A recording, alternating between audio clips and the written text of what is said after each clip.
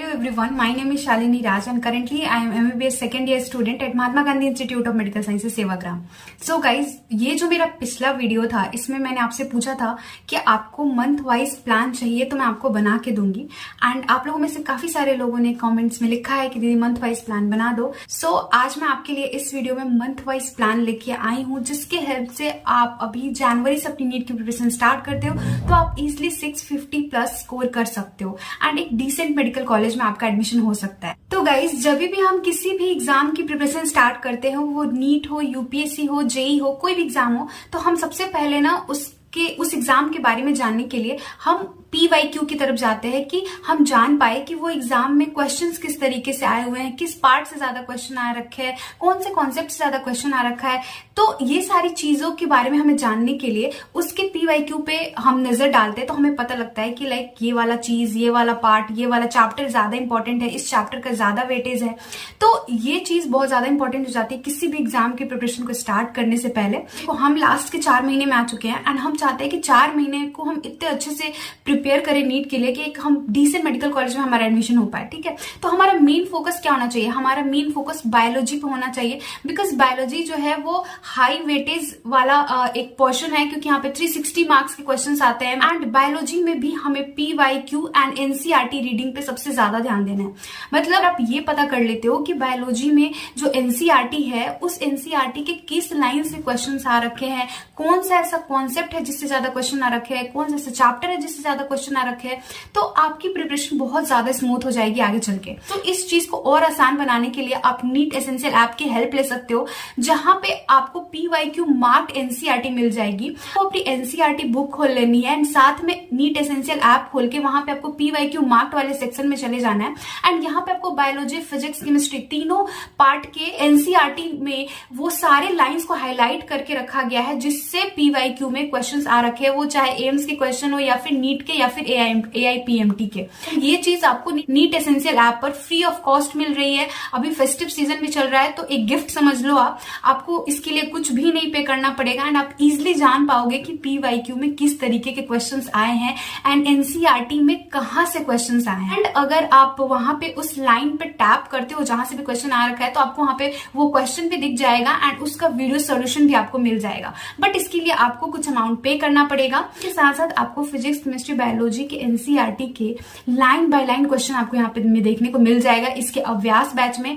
अगर आप इसके अभ्यास बैच में एनरोलमेंट ले लेते हो, नीट 2024 वाले स्टूडेंट्स को 299 में मिल जाएगा, नीट 2025 वाले स्टूडेंट को 399 में मिल जाएगा। अगर आप एनरोलमेंट ले लेते हो तो इसके अभ्यास बैच में आप पेज वाइज फिल्टर लगाकर NCERT बेस्ड क्वेश्चन सॉल्व कर सकते हो एंड यहाँ पे आपको हर क्वेश्चन का वीडियो सोल्यूशन भी प्रोवाइड किया जाएगा एंड बुक मार्क भी कर सकते हो आप क्वेश्चन को। अगर लगता है कि ये क्वेश्चन आपको नहीं आ पा रहा है, आपको और ज्यादा प्रैक्टिस करने की जरूरत है, तो आप उस क्वेश्चन को बुक मार्क भी कर पाओगे। अब मैं आपको कुछ बच्चों के मैसेजेस दिखाती हूँ जिनको जेन्युइनली इस एप्लीकेशन से काफी ज्यादा हेल्प मिली है। मुस्कान शर्मा ने लिखा है कि उनको लगातार 4 मॉक टेस्ट से 700 प्लस मार्क्स आ पा रहे हैं because of this application and वो LN के SRG बैच से है and now she is in the race of AIIMS Delhi. Kavita Sharma ने लिखा है कि my score was just around 200 but now she is scoring 705 marks in her mock test. तो आप सोच सकते हो कितना अच्छा उन्होंने अपने मार्क्स में इंप्रूव किया है। वो 200 से 705 मार्क्स तक पहुंची है इस एप्लीकेशन के हेल्प। सानिया ने बताया है कि वो PW बैच से अपनी नीट की प्रिपरेशन कर रही है एंड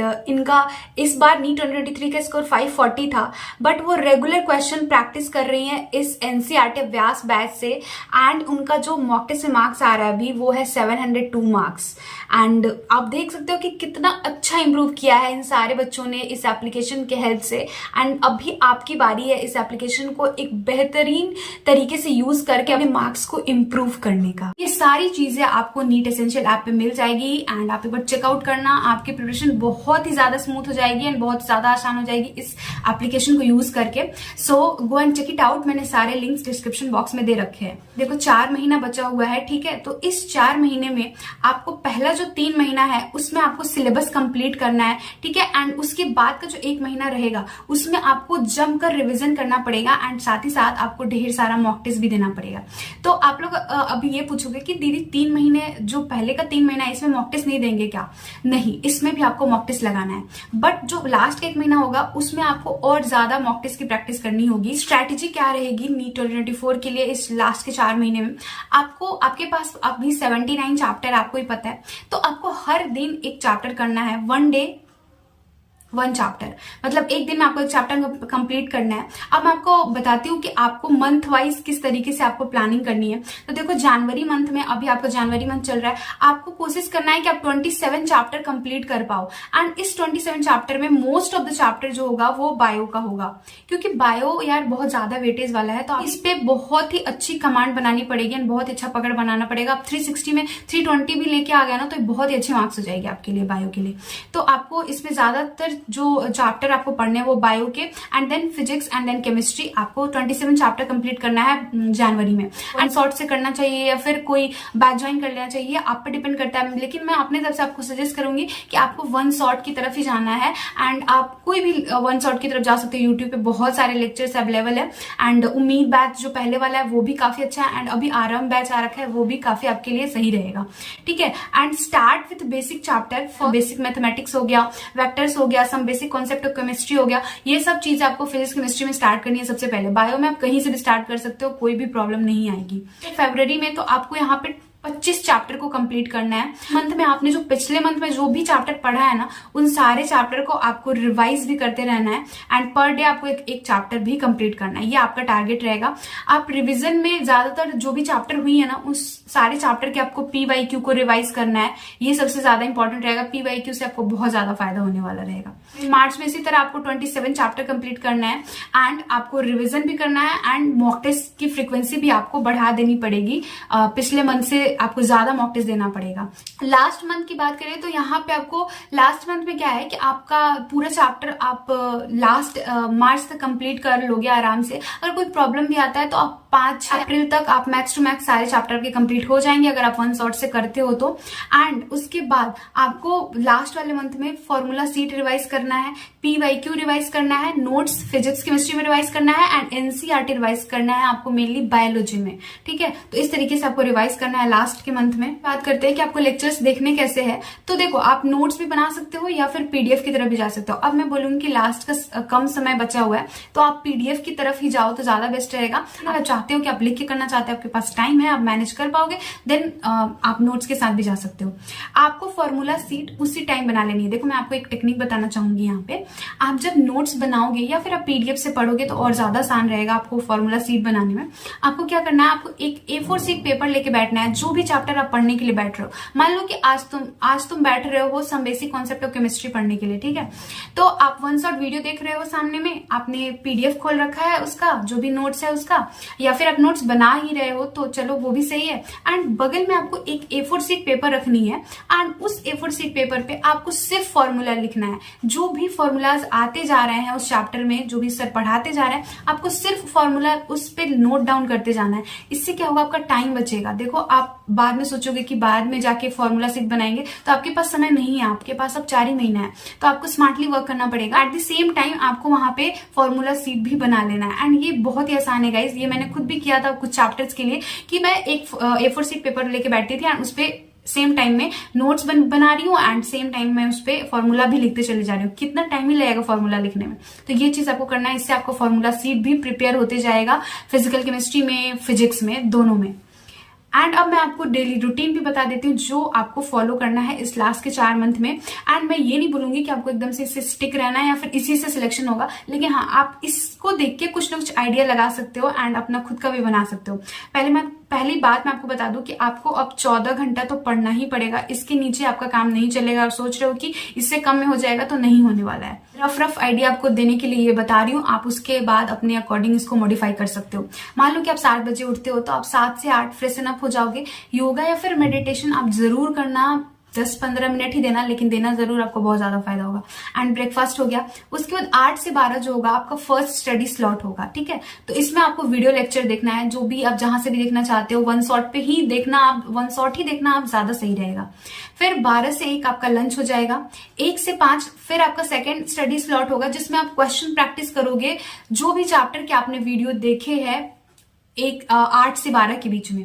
अगर वो चैप्टर 8 से 12 के बीच में कंप्लीट नहीं हो पाता है, मान लो कि लंबा वीडियो लेक्चर जा रहा है, तो जो बचा हुआ पार्ट रहेगा वो आप 1 से 5 में कंप्लीट कर लोगे। एंड उसके बाद बहुत सारे ऐसे वीडियोस आपको मिल जाएंगे यूट्यूब पे, जहां पे उस पर्टिकुलर चैप्टर के क्वेश्चन ही प्रैक्टिस कराए गए होंगे। बहुत सारे ऐसे वीडियोस है, मैंने खुद भी देखे थे अपनी नीट प्रिपरेशन के टाइम पे। तो इससे क्या होगा, आप उस लेक्चर को देखोगे एंड वहां से क्वेश्चन प्रैक्टिस करोगे और ज्यादा।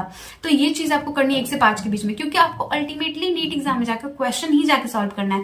तो आप पहले से जितना ज्यादा क्वेश्चन सॉल्व करोगे उतना ज्यादा सही रहेगा। तो इसमें भी 1 से 5 में आपको वीडियो लेक्चर कंप्लीट करना है, अगर बाकी रह गया है तो। एंड उसके बाद आपको वो वीडियो देखना है जहां पे जिसमें की क्वेश्चन प्रैक्टिस कराया गया है। फिर 5 से 5:30 आप टी ब्रेक ले लो, या जो भी आप वॉक पे जाना चाहते हो, जो भी थोड़ा सा मूड फ्रेश कर लो। 5:30 से 8 बजे तक आपको PYQ की प्रैक्टिस करनी है। जो भी चैप्टर आपने पढ़ा है दिन में, आज आपको उसका PYQ प्रैक्टिस कर लेना है। एंड उसके जो क्वेश्चन है, जो भी आपने कॉपी में लिखा है, जो भी आपको PDF में मिला है, उस सारे क्वेश्चन को भी आपको 5:30 से 8 के बीच में एक बार प्रैक्टिस करना है, खुद से बना के देखना है कि मेरे से सॉल्व हो रहा है या नहीं हो पा रहा है, ठीक है।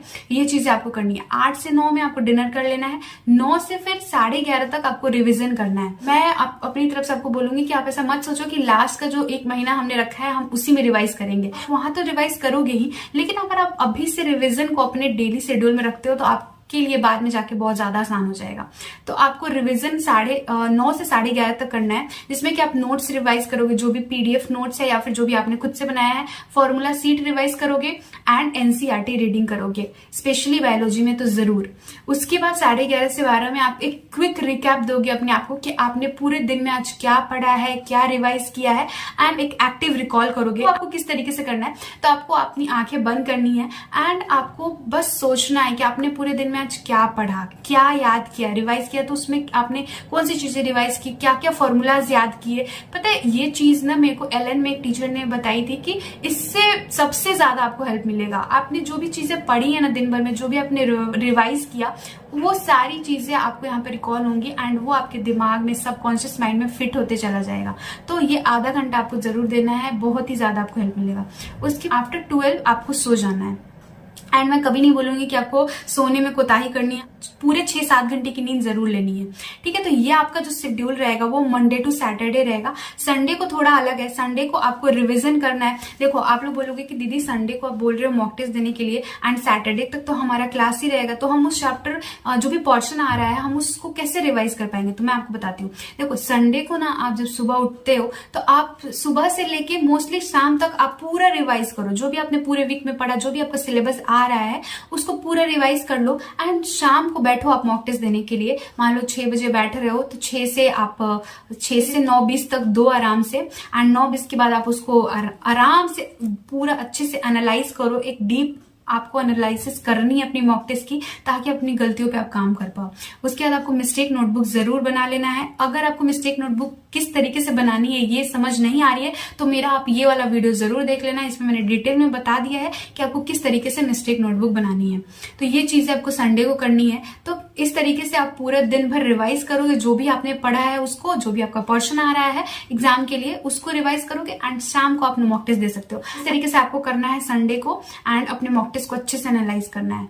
देखो यार, जो भी मैंने आपको इसमें बता दिया ना, अगर आप इस चीज को बहुत ही सही तरीके से फॉलो कर लेते हो एंड PYQ पे सबसे ज्यादा फोकस रखते हो, PYQ एंड रिविजन, ये दो चीजें गार्ड बांध के आप रख लो। इन दो चीजों पे अगर आपने अच्छे से ध्यान दे लिया ना एंड विथ कंसिस्टेंसी आप लगे रहे एक डेडिकेशन के साथ, तो आप पक्का नीट 2024 को क्रैक करने जा रहे हो विथ वेरी गुड मार्क्स।